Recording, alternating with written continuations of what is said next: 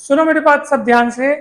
जैसा कि हमने पिछले टॉपिक में ये देखा कि जब किसी मैग्नेटिक फील्ड में किसी कंडक्टर को चलाया जाता है तो उससे कनेक्टेड या उससे लिंक्ड जो मैग्नेटिक फ्लक्स है उसमें चेंजेस होने के कारण उस कंडक्टर के सिरों के बीच एक ईएमएफ प्रोड्यूस हो जाता है जिसको अपन क्या बोलते हैं, मोशनल ईएमएफ। वही इंड्यूस्ड ईएमएफ को इमोशनल ईएमएफ बोल रहे हैं। अब सुनिए, अब इस प्रोसेस में पावर लॉस कितना होता है, मतलब कि पावर जो खर्च होता है इलेक्ट्रिक पावर। अब उसके लिए डेरिवेशन हम निकालने वाले हैं, आप सब ध्यान से देखिएगा। सबसे पहले मैं आपको बता रहा हूं कि सर जब आप इस कंडक्टर को v वेलोसिटी से मैग्नेटिक फील्ड में चला रहे हो तो इस कंडक्टर के सिरों के बीच क्या प्रोड्यूस होता है, ईएमएफ, मोशनल ईएमएफ, गतिक विद्युत वाहक बल। क्यों प्रोड्यूस होता है? क्योंकि इस कंडक्टर से लिंक्ड मैग्नेटिक फ्लक्स चेंज होते हैं, इसलिए इसमें ईएमएफ प्रोड्यूस होता है और ईएमएफ प्रोड्यूस होने के कारण इसमें करंट भी प्रोड्यूस होती है। क्या प्रोड्यूस होती है? करंट भी प्रोड्यूस होती है। अब आप वो कंसेप्ट याद करो जिसमें मैंने आपको बताया था कि किसी मैग्नेटिक फील्ड में अगर कोई कंडक्टर रखा हो जिसमें करंट प्रोड्यूस हो रही हो, मुझे बोलो समझ में आ रहा है? किसी मैग्नेटिक फील्ड में क्या रखा हो, कोई कंडक्टर रखा हो जिसमें क्या प्रोड्यूस, जिसमें क्या फ्लो हो रही हो, करंट फ्लो हो रही हो, जिसमें करंट फ्लो हो रही हो, उस कंडक्टर की लेंथ अगर L हो, समझ में आ रहा है? और वो लेंथ, वो कंडक्टर अगर मैग्नेटिक फील्ड B से थीटा एंगल बनाता हो तो मैग्नेटिक फील्ड के कारण कंडक्टर पर लगने वाले फोर्स का फॉर्मूला क्या था, याद करो। ये फॉर्मूला आपको याद आ रहा होगा कहीं ना कहीं, F is equals to ILB sine theta, याद है? Where theta is angle between L and B, L and. अब बताओ यहाँ पे क्रॉस क्रॉस का निशान होने के कारण मैग्नेटिक फील्ड तो अंदर की तरफ है। अब मैग्नेटिक फील्ड अंदर की तरफ है, कंडक्टर ऐसा है, तो बताओ कितना एंगल बनेगा? कंडक्टर ऐसा है, मैग्नेटिक फील्ड अंदर है, 90 डिग्री। 90 डिग्री बनेगा तो थीटा कितना हो जाएगा? 90। तो एफ क्या हो जाएगा बताओ भैया? ILB। ILB साइन 90 की वैल्यू 1, साइन 90 की वैल्यू कितनी हो जाएगी? अब आई की वैल्यू जो तुम लोग अब भी निकाले हो, अब भी कितनी थी आप रखना, क्योंकि भैया इस पी क्यू कंडक्टर में जो करंट है वो कितनी होगी, BLV अपॉन आर। अब भी निकालें, भगवान कसम अभी निकालें। अभी आई की वैल्यू को यहाँ रखो, नहीं नहीं रखो ना, कितना आप खुद देख लो कितना मिलेगा, आप बताओ कितना मिलेगा। BLV अपॉन आर, आई की वैल्यू रख दिए और साथ में LB भी है, तो ये हो जाएगा B²L² V अपॉन आर हो जाएगा। समझ में आया कि नहीं है? क्या निकाला तुमने? फोर्स। अगर फोर्स निकल गया है तो इस पूरे प्रोसेस में जो पावर कंज्यूम हो रहा है, पावर जो खर्च हो रहा है, उस पावर का फॉर्मूला क्या होता है मैं आपको बता देता हूँ। FV, force into velocity, force into, चलो फोर्स की वैल्यू रखो कितनी होगी, B²L² V upon R into B।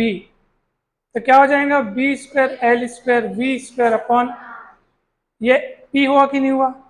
ये एक तरीका हुआ P की वैल्यू निकालने का, इसलिए इसको इक्वेशन नंबर 1 देता हूं। अब सुनो मेरी बात, अब किसी दूसरे तरीके से मैं पावर का वैल्यू निकालने वाला हूं।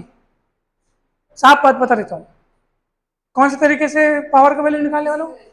किसी दूसरे तरीके से। अब सुनो, ध्यान से सुनो, क्योंकि इस PQ कंडक्टर में करंट फ्लो हो रही है, करंट फ्लो होने के कारण पावर लॉस होगा, बिकॉज हमने हीटिंग इफेक्ट ऑफ करंट भी पढ़ा है। क्या पढ़ा है? या थर्मल इफेक्ट ऑफ करंट जिसको आप कहेंगे। थर्मल इफेक्ट ऑफ करंट अर्थात जब किसी कंडक्टर से करंट फ्लो होती है तो वो कंडक्टर में हीट लॉस होता है ना, तार गर्म हो जाती है, कंडक्टर क्या हो जाता है, तो हीट लॉस होता है। समझ में आ रहा है? तो हम लोग यहाँ पे जो पावर लॉस जो होगा वो निकालेंगे, तो वो कितना होगा बताओ भला? हीट प्रोड्यूस होने के कारण, करंट फ्लो हो रही है, करंट फ्लो होने के कारण जो पावर लॉस हो रहा है उसका फॉर्मूला होता है P=I²R। ठीक है, बुक में लिखा भी है, आप देख लो। ये शक्ति जो जो पावर जो प्रोड्यूस हो रहा है उसका सोर्स क्या है, क्यों पावर प्रोड्यूस हो रहा है? बिकॉज यहाँ मैकेनिकल वर्क हो रहा है। क्या हो रहा है?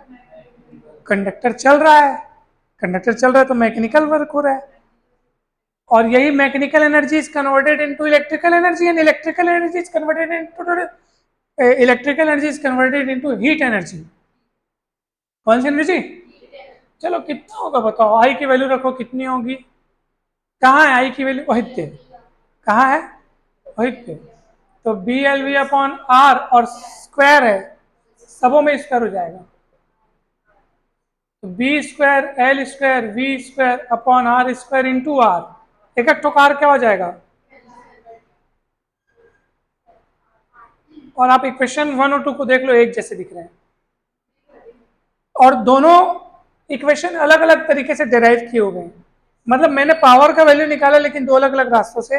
ये कौन से रास्ते से निकाला? ये पहले मैं निकाला कि उस कंडक्टर पे फोर्स कितना लग रहा है, फोर्स की मदद से पावर निकाला।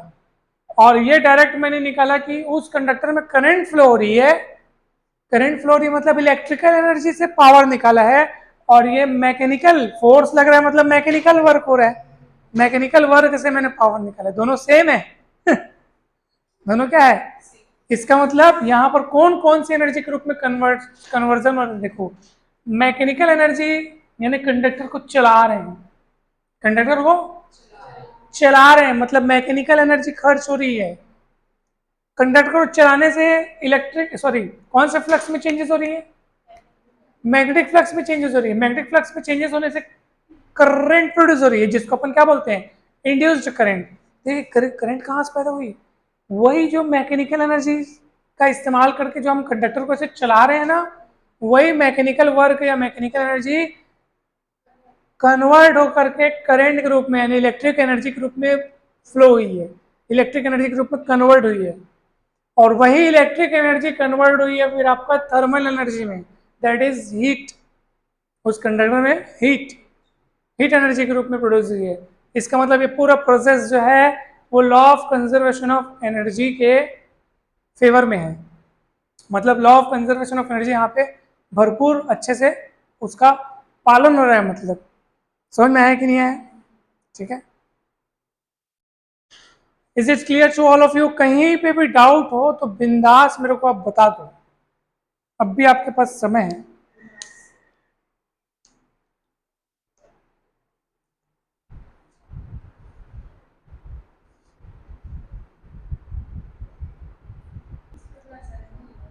अब सुनो, एकदम ध्यान से समझना। फ्लेमिंग्स लेफ्ट हैंड रूल के अकॉर्डिंग इस कंडक्टर में जो करंट फ्लो हो रही है, और ये कंडक्टर क्योंकि मैग्नेटिक फील्ड में रखा हुआ है और चल भी रहा है, तो उस पर मैग्नेटिक फील्ड के करंट जो फोर्स लगेगा F, जिसका जिक्र हमने यहाँ पे किया है ILB sin 90, उस फोर्स की डायरेक्शन क्या होगी ये अभी हम जानना चाहते हैं। साथ में हम यहाँ पे लेंस लॉ भी लगाएंगे। ठीक है, तो सबसे पहले तो आप फ्लेमिंग्स लेफ्ट हैंड रूल के अनुसार आप लेफ्ट हैंड की ये तीनों उंगलियां यानी कि दो उंगलियां और ये थंब को आप इस तरीके से फैलाइए कि तीनों आपस में परपेंडिकुलर हो। उसके बाद आपको ये जो मिडिल फिंगर है, ये जो मिडिल फिंगर है उसको आपको करंट की डायरेक्शन में रखना है, यानी करंट जो उस कंडक्टर में फ्लो हो रही है उसकी डायरेक्शन में रखना है। तो हमने देखा कि जो करंट है वो PQ डायरेक्शन में फ्लो हो रही थी, तो उस डायरेक्शन में हमने इसको रख दिया। ये वाली उंगली को आपको रखना है मैग्नेटिक फील्ड की डायरेक्शन में। मैग्नेटिक फील्ड किधर है? तो आप इसकी डायरेक्शन में रखो। आप देखो ये बिल्कुल सही बैठ रहा है कि नहीं बैठ रहा है? ये हो गया मैग्नेटिक फील्ड की डायरेक्शन में अंदर, और ये उंगली जो है PQ दिशा में करंट फ्लो हो रही है। ठीक है, अब अंगूठा किधर है बताओ? यानी इस कंडक्टर में फोर्स लगेगा इस तरफ।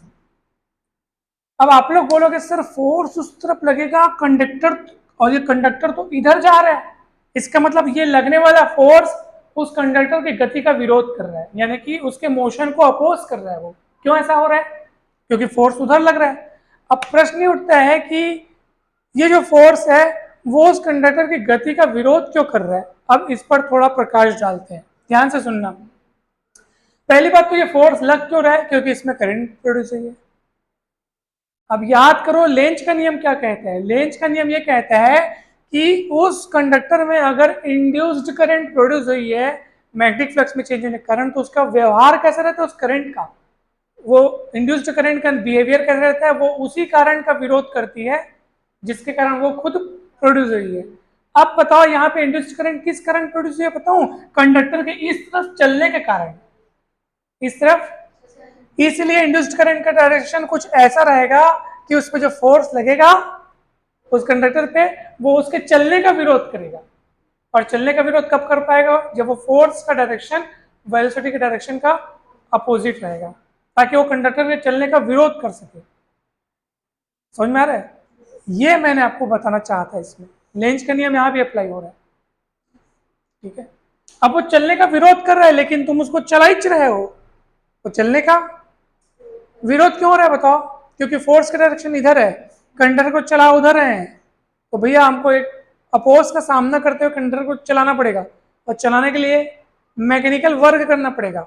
वही मैकेनिकल वर्क वहां इंड्यूस्ड करंट के रूप में प्रोड्यूस होगा, और वही इंड्यूस्ड करंट के कारण उस कंडक्टर में हीट प्रोड्यूस होगी। यानी एनर्जी का एक रूप ही दूसरे रूप में क्या हो रहा है? कन्वर्ट हो रहा है। समझ में आ रहा है क्या? यही चीज मैं आपको यहाँ पे बताना चाहता हूँ। सो ये डेरिवेशन कंप्लीट होता है। वीडियो अच्छा लगा हो तो लाइक करें, चैनल को सब्सक्राइब करें, वीडियो को शेयर करें, और आप सभी का बहुत बहुत धन्यवाद।